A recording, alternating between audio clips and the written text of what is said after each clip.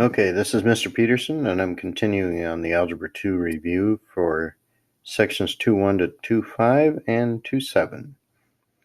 And we're picking up with one of these ones where we have to graph both equations. So you can see I've graphed the parabola accurately and the line, and then it's just a matter of looking for where they cross. So 5, -3 is one of your answers, and -1, 3 is the other answer. Okay, so here's another example. I got this parabola up here, and I showed you how to graph those earlier. You find H and put it in the middle of a T-chart. I'll just give you a little overview here. You find the H value by taking the opposite of that over 2 times this.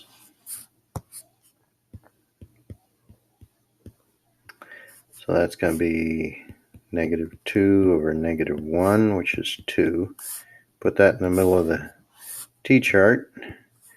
Find all these x's and use your calculator to find the y's, and you can plot the points. And this one's easier. All you do is use the slope and the y-intercept, and you can plot the line, and maybe you can tell that 4, 6 is one of the answers, and these also cross back here at -2, 0. All right, you're supposed to graph the system, and this time they're inequalities. So I've got a vertex at -2, 6, and you put that in the middle of a T-chart, -2, 6. You can see that's where that vertex is. And plot all the points here, 3 on each side. Then you look right here and you draw a solid border with that or equal to, and you want to be below that, so I've labeled it over here below.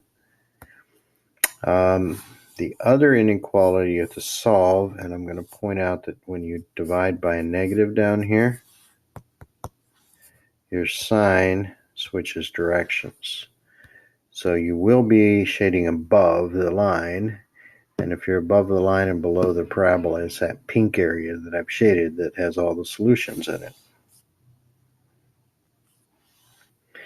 Okay, determine if the point 2, 6, I have it marked here, belongs to the solution set that's highlighted here. And it's not a solution in this case. It's on that dash border. And dashing a border indicates that the points on the border actually don't work.